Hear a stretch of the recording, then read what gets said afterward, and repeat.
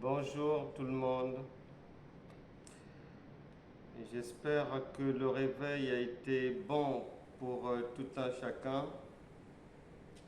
C'est dimanche et c'est toujours agréable de se retrouver avec les autres pour parler du royaume de Dieu, mais des conseils que Dieu a pour nous afin de nous aider à mieux comprendre certaines choses, à mieux prendre des décisions et à avancer de la vie, à guérir aussi, parce que la Bible déclare dans le psaume 107, verset 20, qu'il envoya sa parole et sa parole les guérit. Donc la parole de Dieu, elle est faite euh, entre autres pour guérir toute personne malade qui l'entend et qui la comprend.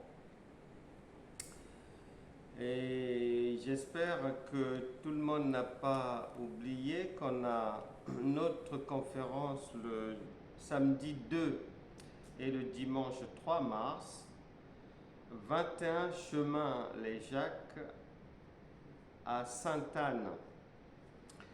Et le samedi, on commence à 9h et l'après-midi à 14h. Donc, soyez là. Et dimanche, le lendemain, on commencera aussi à 9h. Donc, soyez là avec vos proches, avec vos familles. Dieu cherche toujours quelqu'un à aider, à bénir, à délivrer. Donc, ne loupez pas cette opportunité. Pour aujourd'hui, on va parler de la bénédiction, mais divine. Et mon message est intitulé Une bénédiction sur tout ce qui t'appartient. Une bénédiction sur tout ce qui t'appartient. Souvent dans la vie,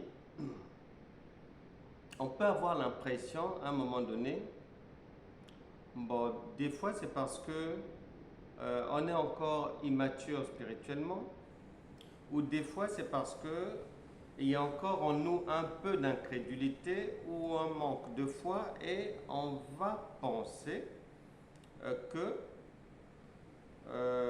Dieu me faisait du bien seulement au début de ma conversion, ou bien qu'il y a seulement dans tel domaine où je suis béni et les autres aspects de la vie ne marchent pas. Donc parfois il arrive qu'on puisse avoir des idées comme ça qui cheminent dans la tête comme ça quand un problème arrive, quand des situations que l'on n'arrive pas à résoudre sont là, on se dit mais pourquoi, comment? Et à un moment donné, nous-mêmes, involontairement, on est parfois convaincu que ce domaine-là c'est bon, mais les autres domaines c'est pas pour moi. Or, on va suivre ce que la parole de Dieu dit de ce qui nous arrive souvent de penser. On va lire ça dans un passage qui concerne le roi David. Le roi David, il était en train de transporter avec des amis l'arche de l'Éternel. 1 Chronique chapitre 13. Et à un moment donné, il y a eu un drame. Il y a quelqu'un qui a fait ce qu'il ne fallait pas faire sans que Dieu ne lui demande de faire ça. Un ami de David qui s'appelle Uza, il a touché à ce qui était interdit. Il a voulu aider Dieu, or on n'aide pas Dieu, et Dieu l'a puni sur le champ, il est mort. Et David a eu très peur. Il s'est en quelque sorte découragé. Et il n'a plus voulu que l'arche de l'Éternel, que la présence de Dieu, il n'a plus voulu que l'église locale soit dans sa maison. Il a eu très peur que Dieu lui fasse aussi du mal à lui. On va lire ça, 1 Chronique, chapitre 13, verset 10.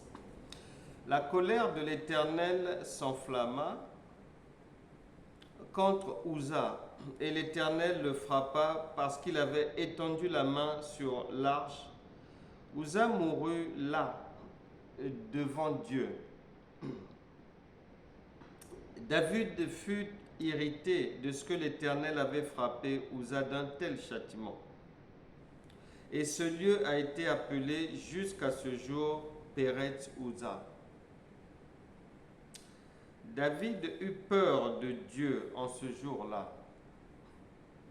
Et il dit, comment ferais-je entrer chez moi l'arche de Dieu? David ne retira pas l'arche chez lui, dans la cité de David. Et il la fit conduire dans la maison d'Obed-Édom de Gad. L'arche de Dieu, verset 14, resta 3 mois dans la maison d'Obed-Édom, dans sa maison. Et l'Éternel bénit la maison d'Obed-Édom et tout ce qui lui appartenait. Parole du Seigneur. Ces choses sont écrites pour nous. Et ce sont les réalités de notre vie. Il nous arrive aussi, du fait d'un malheur, du fait de quelque chose qui n'a pas marché comme on avait prévu, du fait d'un découragement, du fait de la perte d'un être cher, on perd courage. On se pose 1001 questions. On n'a plus confiance en Dieu. On fait comme David à ce moment-là, il change, il avait prévu ramener l'arche dans sa maison, ramener l'église locale dans sa maison.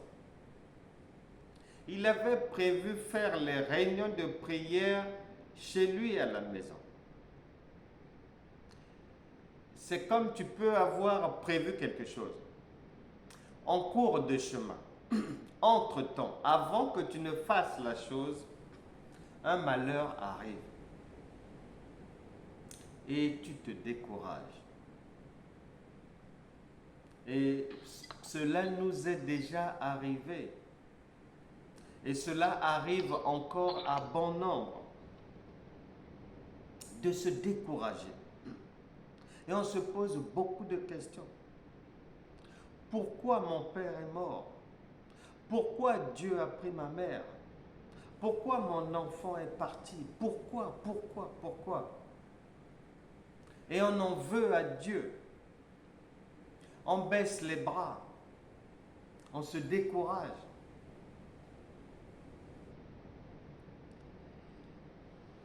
Il faut savoir ceci.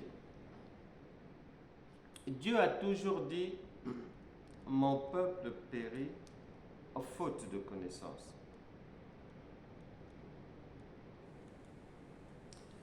Et nous devons avoir à l'esprit certaines choses. des choses bien précises. Parce que si on les ignore, comme David, on va se tromper. Et un drame peut arriver dans la vie. Peut-être que tu es passé par là dans le passé, ou peut-être que c'est par là que tu passes dans le présent.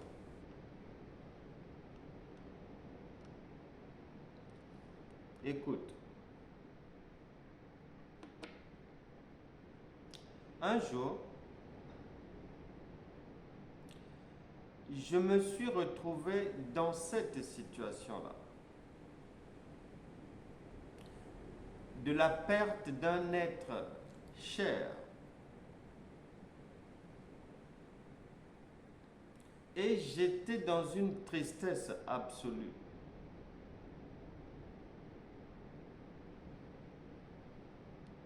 Et lorsque c'est comme ça, même prier, on n'a plus le courage, puisqu'on n'a pas la force. Donc, on est tellement abattu. C'est-à-dire, on s'est tellement plongé. On a mis la couette du négatif sur nous. Des larmes que, bon, tu n'as même pas le courage de prier. Tu n'y penses même pas. Tu penses seulement dans ton cœur à te morfondre, à te plaindre. Dieu, pourquoi? Pourquoi, si je suis enfant de Dieu, pourquoi ça m'arrive? Pourquoi ceci, cela? Et le Seigneur voudrait que je te partage ce qu'il m'avait montré, parce que souvent, des fois, nous lisons même la Bible, mais c'est comme si on ne la lit pas. Et dans ces larmes-là, alors que j'avais déjà lu ces passages-là, le Saint-Esprit va me ramener dans la parole de Dieu pour m'expliquer que nous nous trompons souvent beaucoup. Parce que lorsque le drame arrive, on se morfond, on est abattu, on laisse tout tomber. Eh bien, le Saint-Esprit m'avait expliqué que c'est parce qu'on a une fausse conception de l'être humain. Et une maman pense que l'enfant lui appartient. Un papa pense que l'enfant est sa propriété. C'est pour ça qu'on est trompé. Et le Saint-Esprit me dira, n'as-tu pas lu Psaume 139, verset 16. Psaume 139, verset 16. Psaume 139, verset 16. N'as-tu pas lu ce qui est écrit dans les Écritures? Psaume 139, verset 16. Quand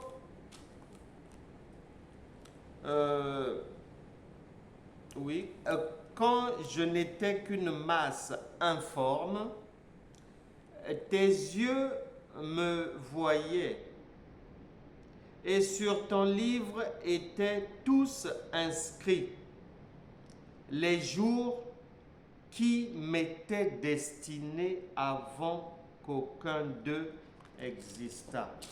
Bien-aimé, le jour-là, le Saint-Esprit m'a fait comprendre qu'il n'y a pas un être humain qui va venir sur cette terre et vivre un nombre de jours, c'est-à-dire même une seconde de plus que le quota de jours que Dieu lui donne en allant à la maternité. Ça n'existe pas. Et souvent les gens disent, si je prie, si je jeûne, que voilà, il y a le roi Ézéchias, Dieu avait prolongé ses jours. C'est l'ignorance. Le prolongement des jours d'Ézéchias, ce qui avait été prolongé était dans son quota. C'est dans son quota déjà.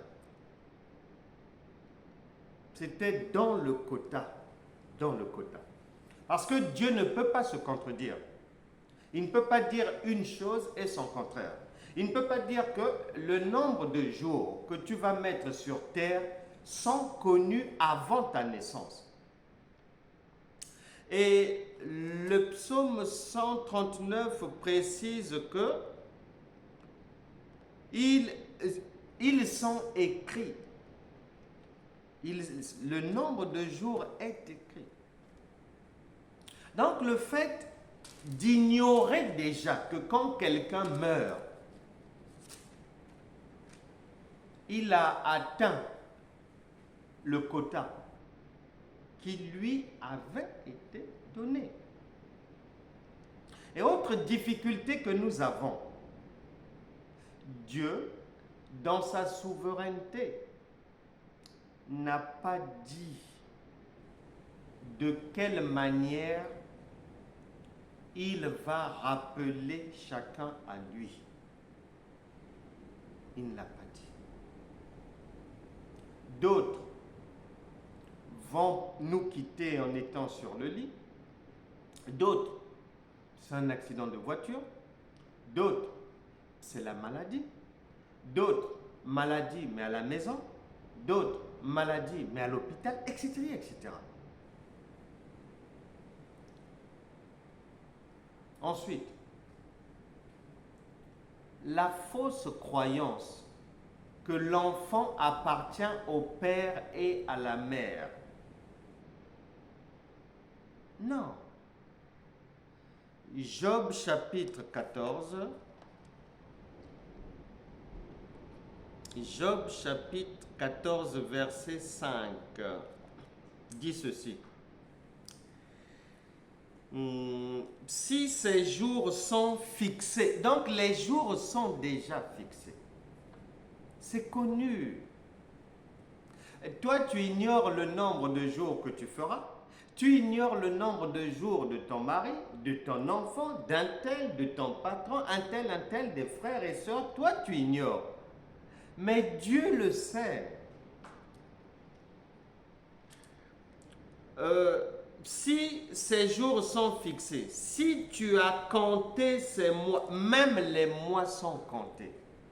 Dieu a tout compté d'avance. Donc nous avons du mal avec ça. Et le fait de croire que l'enfant appartient à la maman, l'enfant appartient au père, l'enfant appartient à la famille, l'être humain n'appartient pas à un être humain.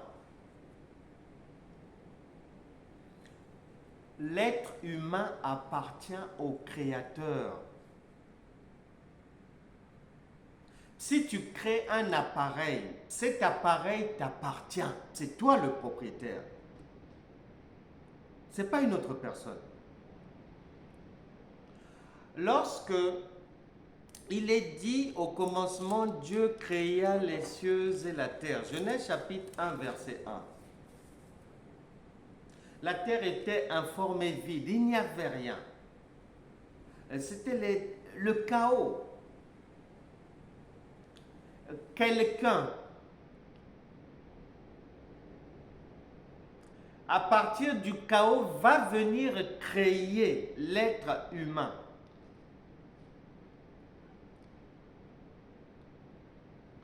Genèse chapitre 2, verset 7 vient dire que lorsque Dieu crée Adam, il souffle dans Adam. Et Adam prend vie. La vie humaine appartient au propriétaire du souffle. Raison pour laquelle, lorsque quelqu'un finit son voyage sur terre, il est dit qu'il a rendu son dernier souffle, il a rendu au propriétaire. Ça repart au propriétaire. Nous, nous sommes des locataires. On nous prête la vie. On nous prête la vie pourquoi? Pour cultiver l'amour pendant notre pèlerinage sur la terre, faire passer notre cœur de pierre en un cœur de chair et revenir dans le jardin d'Éden, être réadmis de nouveau. Après avoir transformé notre cœur, notre caractère, en quelque chose d'agréable à Dieu, c'est-à-dire l'amour. C'est ça. Donc, lorsqu'on perd un être cher, on est souvent abattu, on s'écroule, d'autres quittent même la foi parce qu'ils ne réfléchissent pas bien, parce qu'ils ont de mauvaises informations. Et moi aussi, à l'époque, je n'avais pas les bonnes informations. Je me demandais, mais pourquoi? Pourquoi moi? Pourquoi? Comment? Comment vais-je faire? Mais je suis enfant de Dieu. Comment? Est-ce que Dieu me voit ou il ne voit pas? Comment? Peut-il me trahir comme ça? Mais une fois que tu as fini de murmurer et tout, le Saint-Esprit te laisse d'abord te défouler dans les larmes, dans la tristesse. Il te laisse d'abord. Et un jour, si tu sais écouter, si ton cœur peut entendre les conseils, eh ben, il va t'expliquer les choses, comment ça se passe. Parce que bien souvent, on n'a pas la bonne information et on se morfond, on se plaint, on pense que Dieu m'a trahi, Dieu est traître. Comment a-t-il fait ça? Il y a beaucoup de gens comme ça qui ont même tourné le dos à l'église locale, des gens qui sont découragés. Et d'autres vont plus loin. Ils vont au-delà du drame, se posant maintenant des questions, mais comment? Si Dieu est bon, mais comment? Quand Ève était en train de pécher, de désobéir, pourquoi il n'a pas intervenu? Mais quand tu as donné un conseil à l'enfant et que l'enfant ne respecte pas ce que tu lui as dit, est-ce que c'est de ta faute? Où as-tu déjà vu quelqu'un qui commet une bêtise quelque part et on vient dire que non, c'est la maman qui a fait ça? Mais non. La Bible déclare que Dieu ne prend jamais le coupable pour innocent, ni l'innocent pour un coupable. Et David a été découragé. Il a changé d'avis. Non. Il s'est dit non. Si ça lui est arrivé comme ça, Uza était serviteur de Dieu. Non. Donc le prochain, c'est moi. Non. Tu ne dois pas penser comme ça. Et ce n'est pas parce que les gens, une ou deux personnes dans la famille sont décédées du cancer ou de ceci, qu'il est dit que toi aussi tu vas passer par là. Non, Dieu n'a pas dit ça.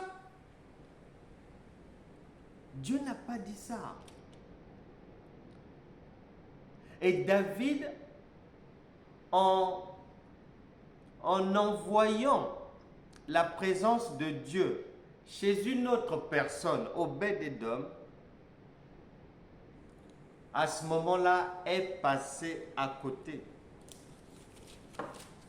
de la bénédiction. C'est-à-dire la suite. Il n'avait jamais prévu cela. La suite, David n'avait jamais prévu cela.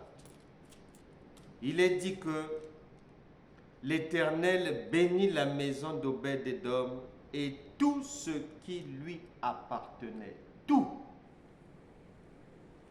Les enfants bénis, le travail béni, la femme bénie, les idées bénies, tout, tout, tout, tout. La santé bénie, pas de malade dans la maison.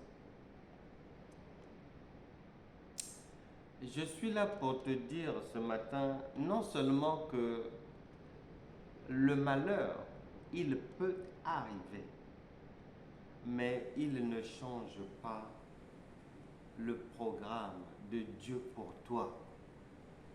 La bonté, l'amour de Dieu pour toi et pour ta maison ne peuvent pas changer. Si jamais un drame arrive, si jamais on perd quelqu'un,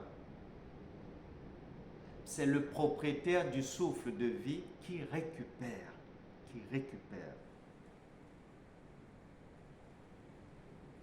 Et c'est cette révélation de Dieu. Le jour où j'ai compris ces choses-là, qu'en fait, je n'avais pas à considérer comme un bien personnel, un individu, et que je devais savoir que chacun a un nombre de jours bien précis. En plus, je devais retenir définitivement que à un moment donné, le propriétaire va rappeler à la maison X, Y ou Z à sa manière. Il n'a pas dit à quel âge. Il ne dit pas de quelle manière. Il ne dit pas en quelle saison. Mais cela ne doit pas nous empêcher de garder la foi, de toujours faire confiance en Dieu. Il ne va pas nous abandonner. Cela ne veut pas dire l'abandon. Non. Cela ne veut pas dire l'abandon. Et même si tu pensais que cette personne-là, parce que des fois on se dit, ah, mais qu'est-ce que je vais maintenant devenir? C'est cette personne qui avait promis m'aider. C'est cette personne qui m'aidait beaucoup. Qu'est-ce que je vais devenir seul maintenant? Comment vais-je faire? Tu dois savoir que même si tu te retrouves seul, le royaume de Dieu ne vient pas de manière à éblouir les regards, dit la parole de Dieu. Lorsque Jésus est venu, Ésaïe 53, à partir du verset 3, dit que il n'avait pas une apparence pour attirer les regards, méprisé, négligé. Tu peux aussi penser que ta position, ta situation, désormais, ne veut rien dire. Non. Ce sont des pensées humaines. Dieu n'a pas dit son dernier mot. Dieu n'est pas concerné par les considérations humaines. Il a dit en Ésaïe 55, versets 8 à 9, que vos pensées ne sont pas mes pensées. Vos voix ne sont pas mes voix. Ne te décourage pas. Garde le cap. Ce n'est pas parce que un est parti, une est partie, que les autres aussi vont partir. Non, Dieu ne rappelle pas tout le monde au même moment. Non, non, non. Et il ne s'occupe pas de la tristesse de ton visage. Ah, mais voilà, mais comme je suis devenu comme ça, bon, je suis maintenant bon à rien. Qu'est-ce que Dieu peut maintenant faire de moi? Non, non, non, non. Ça ne se passe pas comme ça. Dieu va continuer à faire de toi. Il va continuer à te bénir, à bénir les enfants. Ne te relâche pas. Et ne te décourage surtout pas.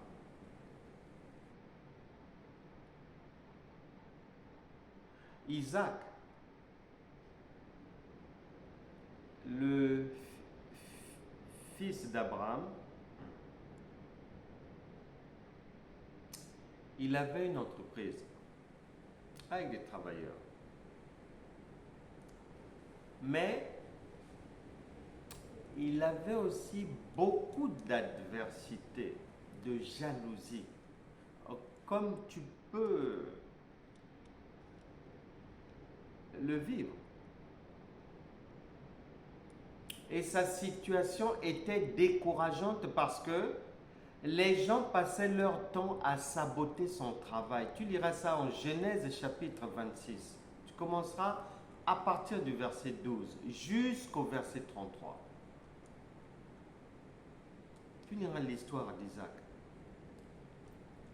Il perdait, il perdait, il perdait. Mais il ne s'est pas découragé. La parole de Dieu ne nous dit pas combien d'années ça a duré. Ne pense pas que Dieu ne te voit plus, qu'il t'a abandonné. Non. Dans cette adversité, dans cette difficulté, dans ces batailles, dans ces oppositions, dans ces jalousies-là, tu passes peut-être par là. Un jour,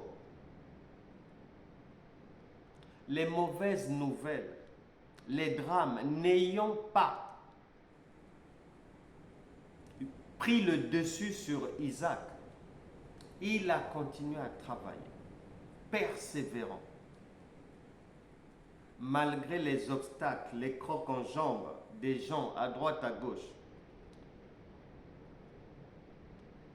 Il creuse un puits le jour, la nuit. Les gens de mauvais cœur viennent boucher le trou. Ton travail est peut-être méprisé, négligé. Ou toi-même, suite à des choses négatives, tu as abandonné, tu t'es relâché. Et tu as fait comme David. Mais Isaac n'a pas fait ça. Et un jour, en Genèse chapitre 12, verset 32, ses serviteurs lui ont dit, nous avons une bonne nouvelle. Nous avons une bonne nouvelle. On a trouvé de l'eau. Et le puits qu'ils avaient trouvé là, Rehoboth, ce puits-là était à l'abri de tout sabotage, à l'abri des mains des personnes méchantes. Ne te décourage pas. Ne pense pas que Dieu ne t'aime pas. Alors que tu oublies qu'il avait déjà dit, crois au Seigneur Jésus-Christ et tu seras sauvé, c'est-à-dire secouru, aidé, assisté, béni, toi et ta famille.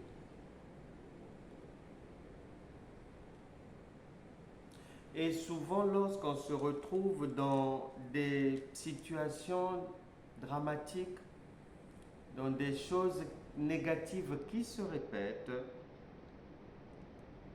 on perd pied. On fait comme David, on ne veut plus s'occuper de la maison de Dieu, des affaires de Dieu, de la parole de Dieu.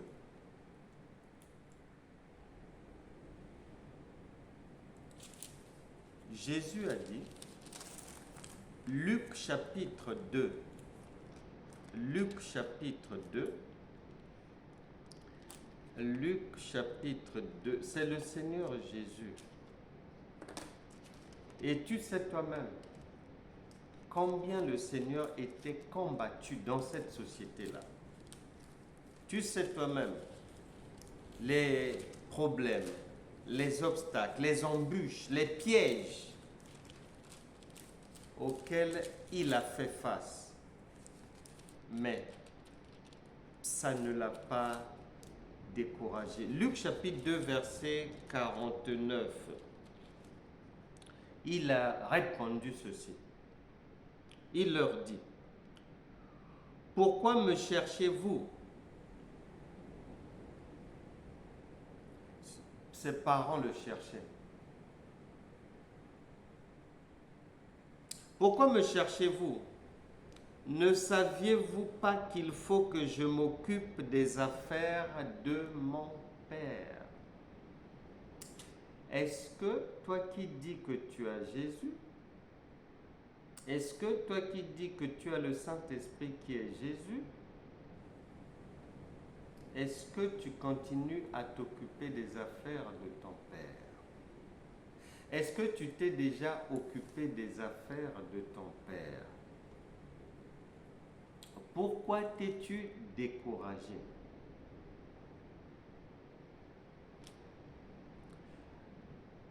Peut-être penses-tu que tu as été déçu dans le passé et autres, comme David, et que tu ne veux plus faire le bien, alors que la parole de Dieu te dit, ne vous lassez pas de faire le bien. Tu te dis peut-être que hier, ça n'avait pas marché.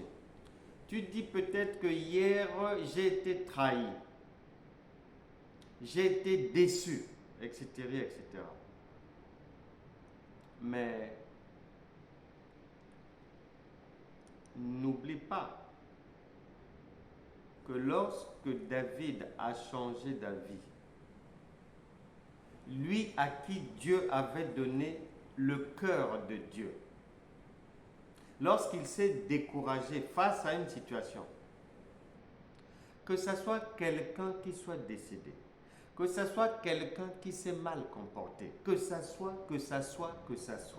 laisse-moi te dire, ta vie, ta destinée que Dieu a prévue n'est pas rattachée à ces choses-là.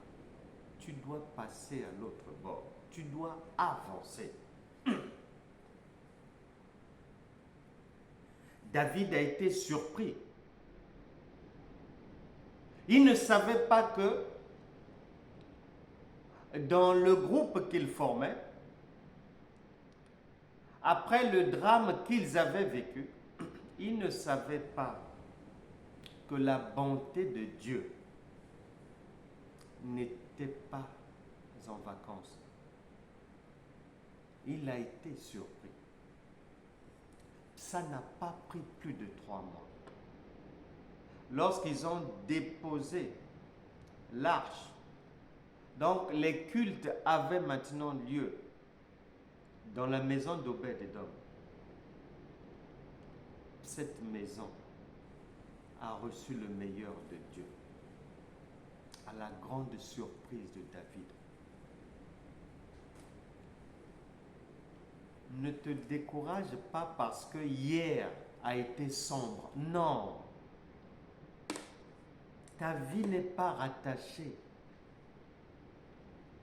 à un échec, à une mauvaise nouvelle, à l'obscurité. Non. Tout enfant de Dieu est héritier de Dieu et co-héritier de Christ. Ça veut tout dire. C'est grâce sur grâce. C'est déjà prévu.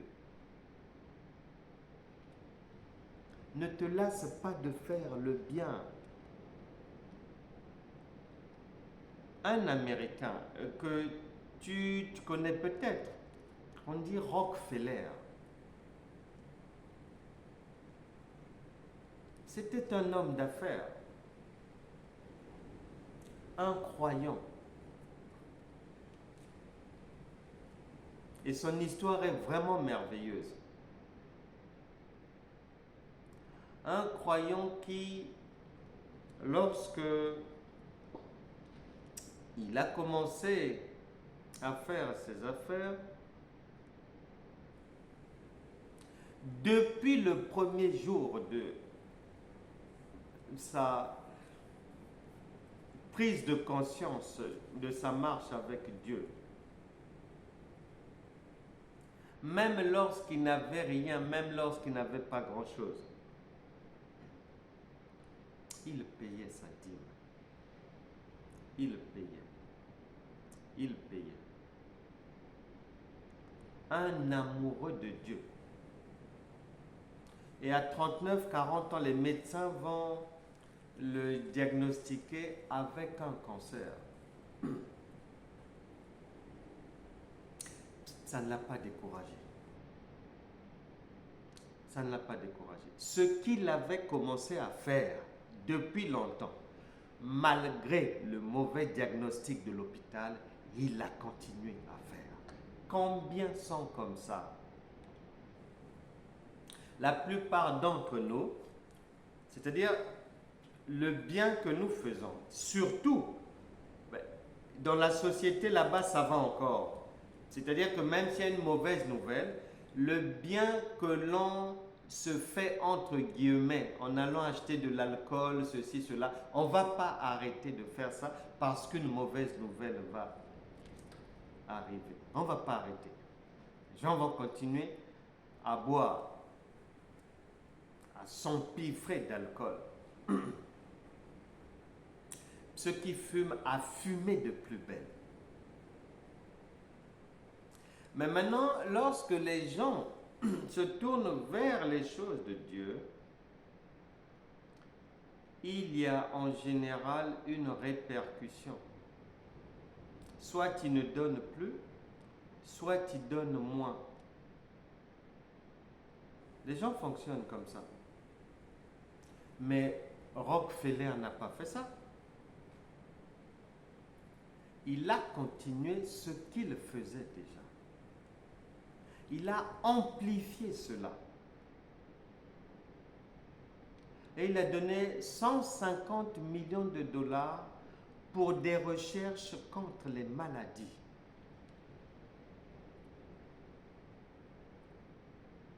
Alors que les médecins, et dans ces années-là,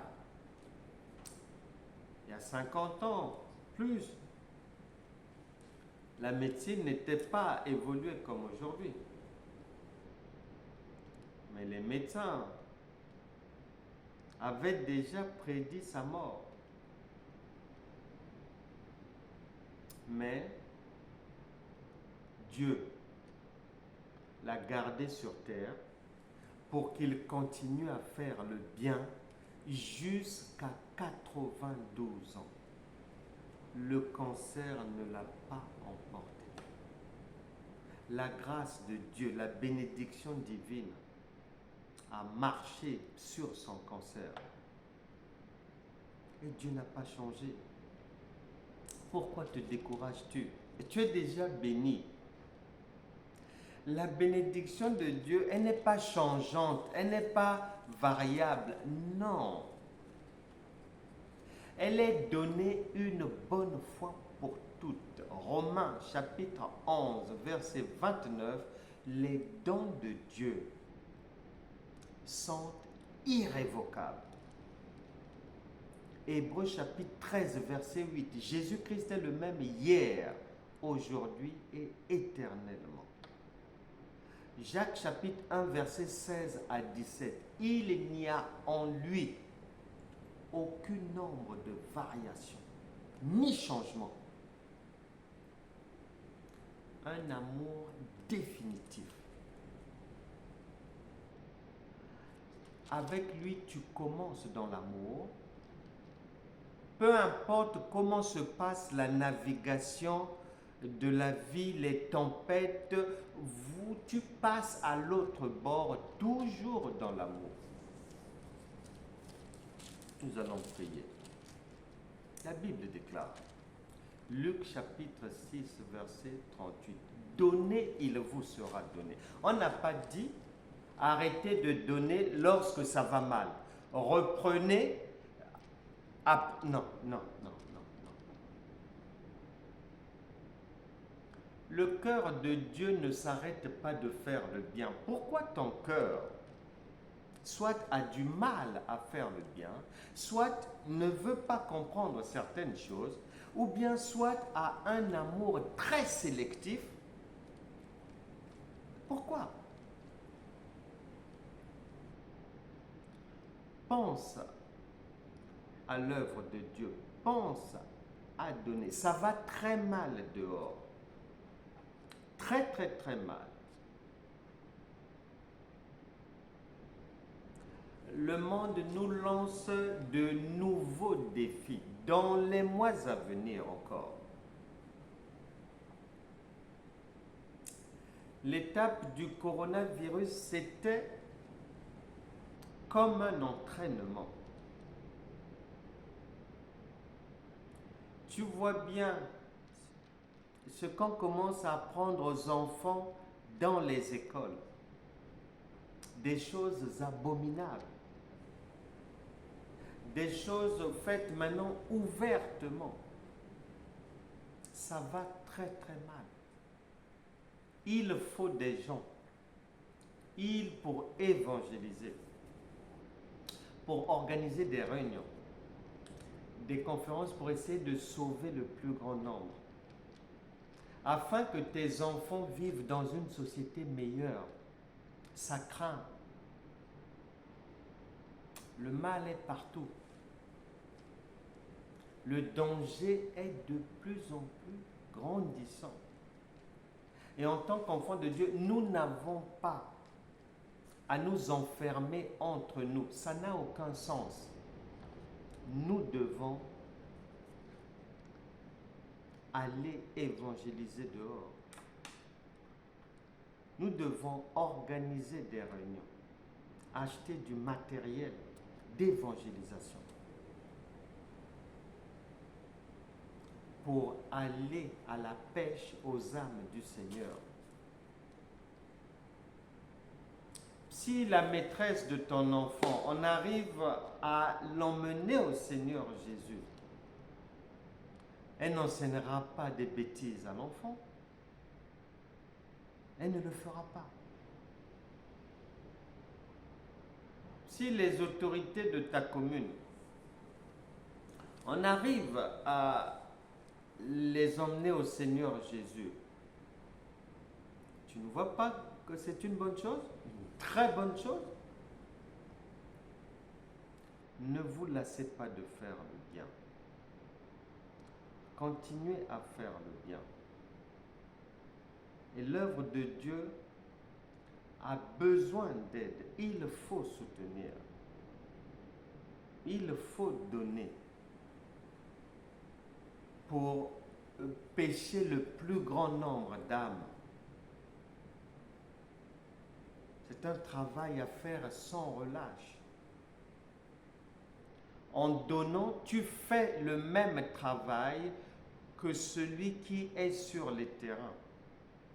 En donnant le fait qu'on achète un micro ou quoi, ou qu'on puisse aller en mission quelque part pour évangéliser, eh bien, tu as pris part à ce travail avec ton argent. Parce que le royaume de Dieu fonctionne par le principe suivant. C'est l'apôtre Paul qui a dit, il y en a un qui plante et il y en a un qui arrose et un autre fait croître. C'est un travail d'équipe. Il te faut, si le Seigneur est avec toi, eh bien il a dit qu'il est là pour s'occuper des affaires de son père. Et il ne s'est pas relâché. Et tu es déjà béni.